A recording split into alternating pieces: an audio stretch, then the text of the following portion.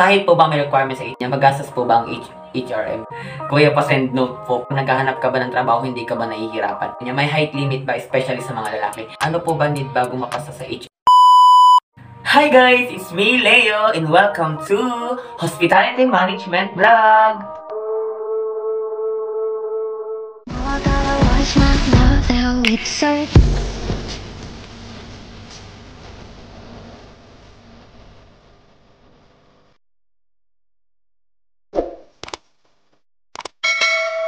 So, yun nga guys, it's been a long time. Yung last na video ko, naalala ko pa tungkol pa sa what is the best strand for hospitality management. So, yun nga guys, dahil nga busy ang lola nyo, ngayon ulit ako nakapag-vlog. And, una sa lahat, thank you sa 400 subscriber. Wow! Naka 400 ako, akalain mo yun. So, yun guys, thank you din sa mga nag-comment sa video ko na what is hospitality management. I really appreciated yung mga comment. So ayun, I decided na mag-video ngayon na ang content natin ngayon is answering questions related to hospitality management. Nag-screenshots ako ng mga questions ninyo dun sa kinoment ninyo dun sa mga videos ko. Then, try nating answer para naman may background kayo, lalo-lalo na sa mga aspiring hospitality management students, sa mga nagbabalak palang kumuha ng hospitality management. So ayun guys, thank you sa mga cooperation ninyo. Kahit di ako nag-ask ng question, pero nag-ask pa rin kayo ng question or nag-comment pa rin kayo just to familiarize dun sa course na hospitality management. So ayun, syempre parang shout out na rin. Kala mo naman napaka-sikat nating vlogger. Okay, first question galing kay Justin Rentilio. Sabi niya, ano po ba dapat ang strand? So yun Justin, kung di mo pa napapanood yung last vlog ko, ito yun, panoorin mo na lang yung, kung ano yung best strand na kukunin ng mga magsi-senior high school kung gusto nila manguha ng hospitality management kung nag-college sila. So yan, sa mga nagtatanong, back na lang kayo, ito yung video. Then next, galing kay Jmar Agas, sabi niya, mahina naman po ako sa English pero pagbubutihan ko mag-English kasi gusto ko yung course na yan. Salamat sa video.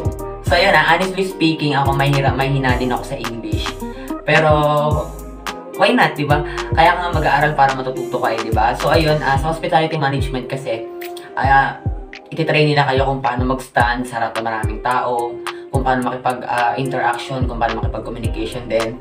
Ayun, isa sa ilalaban nila yung yung kailangan magaling ka mag-English or hindi naman magaling, basta may background ka lang or marunong ka umintindi at marunong ka magsalita ng English. Okay lang yan sa mga nahihiya or sa mga kinakabahan dahil di daw sila marunong mag-English or mahina sila mag-English. Lahat ng bagay na tutulong. So ayun, next. Galing kay James Aldrich. Kuya, pa-send note po. Salamat sa may. So ayun, sige, halongkating ko yung mga notes ko, tapos i-PM kita sa Facebook, i-send ko sa'yo yung iba. Then actually, dami ko pang mga books. Kung nakikita nyo, andun siya sa lamesa ko. Andun, ang daming books sa mga first year to second year. Yung ditong third year namin, medyo mahina na eh. Parang yung ibang mga subjects, yung mga prof namin, nag-decide na lang sila na na lang kami, mga handout. Xerox na lang ganun. So ayun, next. Okay, galing kay Shawnee Yu. Salamat po sa information, BSH, yun po kinuha ko pero natakot po ako kasi hindi ako masyadong magaling magsalita sa maraming tao, lalo na sa English. Eto na naman. So yun, gaya na nga sinabi ko sa inyo guys, lahat natututunan and lahat natitrain. Kaya kaya-kaya yan. Think positive kung talagang gusto mo, adya. Kaya-kaya yan. Okay, ito naman kay Maricar Uy. Thank you sa info. Pero kapag naghahanap ka ba ng trabaho, hindi ka ba nahihirapan?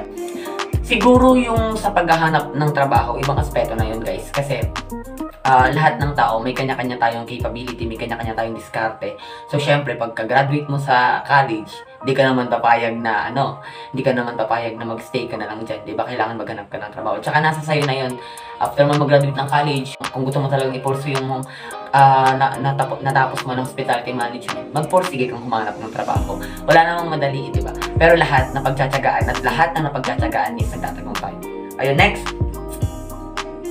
Okay, galing kay Nina Jane. Ano po ba need bago mapasa sa HF? Actually guys, sa akin kasi, based sa experience ko, ang alam ko wala naman kasi eh. Ang mahalaga lang, mapasa mo yung entrance exam mo kung gusto mo mag-aral doon sa school na pag-aaralan mo. Yun lang yun. Tapos mag-enroll ka na, kung makapasa ka, di mag-enroll ka ng hospitality management. Hindi naman siya mahirap eh.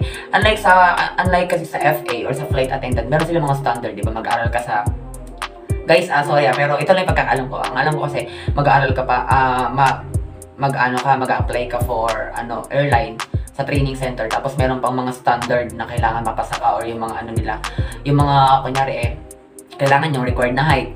Kailangan yung, ayos na ipin, di ba? Yun yung sa FA. Sa hospitality management kasi wala. Basta mapasa mo yung entrance exam sa school na gusto mong pag-aaralan. Harap na yun, hindi na. Ganon. Next. Ilang years po yan? Actually, ang hospitality management ay 4 years po siya and degree po siya. Kaya sa mga nag-iisip na ito ay vocational lang, no po. Ang hospitality management po ay 4-year course, degree po siya pero wala po siyang board exam. Ang mga pinanghahawakan po namin ay mga NCs, National Certificates galing kay TESDA na nagpapatunay na skilled po kami. And may diploma po kami. Pero hindi pa ako graduate guys, 3rd year pa lang ako. So yan guys, galing kay, SDNL Visera, sabi niya, may height limit ba, especially sa mga lalaki? No. Siguro na lang siguro, pag nag-apply ka na ng hotel, siguro may standard sila. Pero sa pag-aaral, yung mag-aaral ka pa lang sa school, wala naman siya. Kasi kung may height naman na na-record, sana ini-inform na yung mga estudyante gustong pumasok sa hospitality management, diba? Pero I think wala. Kasi sa amin, wala namang sinabi na, ito dapat yung required height na kailangan bago ka mag-hospitality management. Wala naman po sa amin. Okay, galing po kay Christian Jude Gatbonton, sabi niya, HM grad ako, sana matapos na tong pandemic para mas ma-enjoy ng mga future HM student ang mga OJT and seminars. Guys, tama. Alam nyo guys, sa school ko kasi, tawag dito, dalawa kaming beses dapat mag-OJT, which is 2nd year college and 4th year college. So ayun na nga, bago mag-pandemic, matatapos na yung natapos yung midterm namin ng 2nd year college ko. Then summer na kasi ang nakaalat na OJT namin for 2nd year is summer. Tapos nung nag-summer guys, Diyos ko, ayan na yung pandemic. So ayun, wala. Nga kami, hindi kami nakapag-OJT pero hindi namin alam kung paano yung ganap.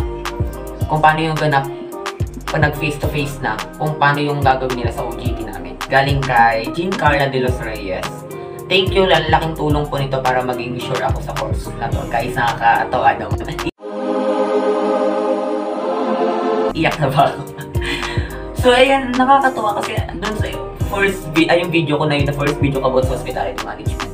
Ang dami nag-comment, almost 400 ata yun. Tapos ang dami na nasabi na thank you sa information. Guys, maraming salamat din kasi kung hindi dahil sa inyo, kung hindi nyo pinapanood yung video ko, hindi magtutuloy-tuloy yung content ko about hospitality management. So ayun, thank you din.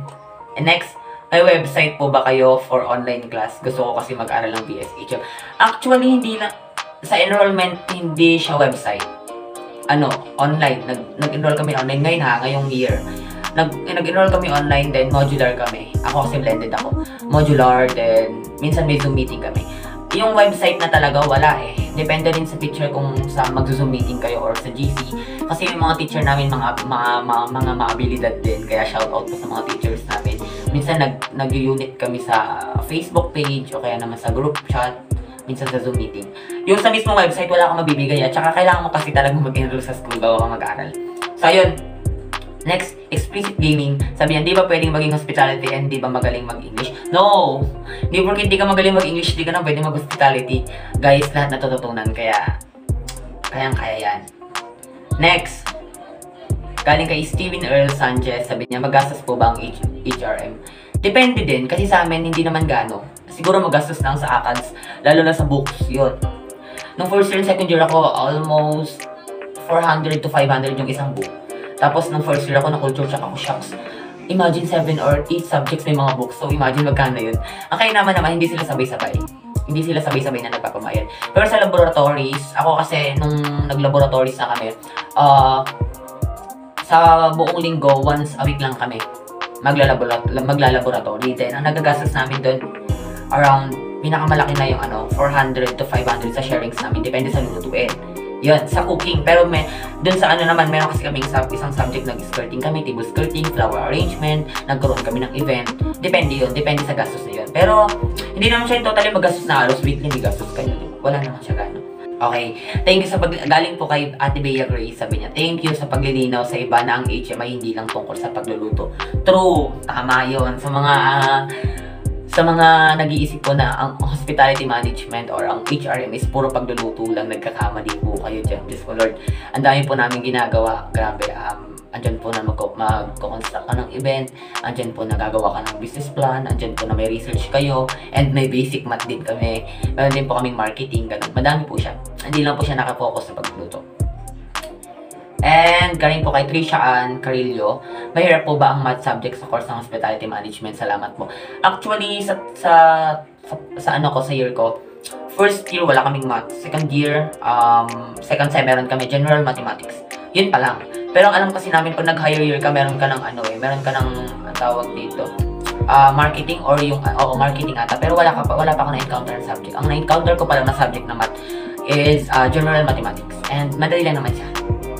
Next, sa height po ba may requirements sa HM? Wala pong height requirements. Then, galing kay Relita Guzman. Thank you po. Actually, hindi ko po alam kurso ko din. May nakapagsabi sa akin na HM raw. Tinake niya din, nag-search ako, ano ba ang Hospitality Management or HM. Then, napunta ako sa video mo. Then, nakakatawa rin kasi may possible na maging flight attendant ako someday. Thank you.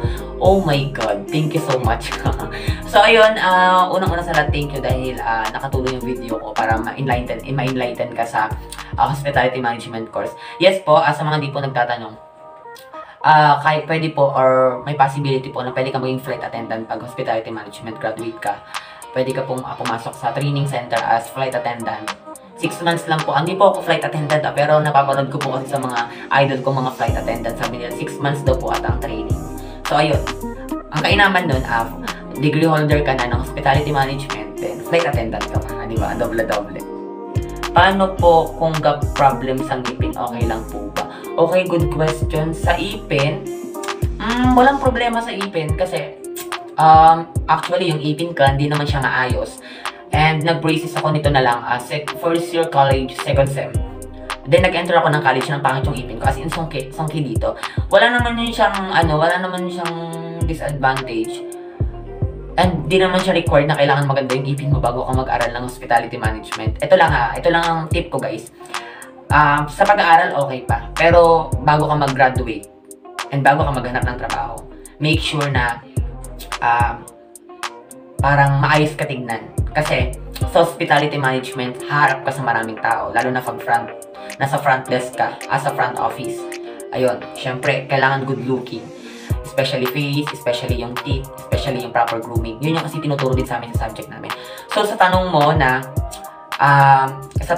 na kailangan ba maayos yung ipin or may gap yung ipin mo, okay lang ba yun? Okay lang yun kung talagang wala kang pampaayos or kung meron naman or kung may oportunidad na kayang ipaayos. Mas better kasi benefit mo rin yan pag nag-apply ka na ng trabaho. Incoming HM student here, sana hindi na online class para mas ma-experience na mabuti ang course. True! Pinaka-magandang experience ko first year and second year. Nung first year, nagkaroon kami ng exhibit. Nung second year, nagkaroon na kami ng event, which is nag-construct kami ng medyo malaki-laking event na rin siya. Then, as in, nag-cater kami. Nakakalungkot lang kasi nitong pandemic na postpone yung dapat tour namin sa Ilocos. 3 days, I think 3 days and 2 nights yun. Pero nakakalungkot kasi di namin experience. Pero sana by this January kung may face-to-face na, may experience ulit namin yan and sabay-sabay tayo mag-enjoy sa Hospitality Management. So ayun guys, sa lahat ng inspiring Hospitality Management student at sa lahat ng mga magtitake ng Hospitality Management, maraming salamat and I hope na makakatulong tong video na to para ma-enlighten kayo or magkaroon kayo ng background about sa Hospitality Management. And sa lahat ng may mga katanungan pa, sa lahat guys ng nako-curious pa about sa Hospitality Management, don't hesitate to leave a comment po guys dito sa video na to. Then I try to make part 2 po ng video na to about sa Hospitality Management. And I hope na makatulong. And sa lahat guys, ang Hospitality Management student na kagaya ko ngayon, kayang-kaya natin yan. Ako guys, third year college na ako, 1 taon na lang makaka-graduate na yan. Sana matapos ng pandemic na to para lahat tayo mag-enjoy sa mga pinag-aaralan natin. So ayun, see you po sa next na video ko. And sa lahat guys na nakapanood ng video na to, don't forget to subscribe and don't forget to hit the notification bell para palagi po kayong updated sa mga videos ko. I-like nyo na rin po yung video ko. And maraming salamat and thank you!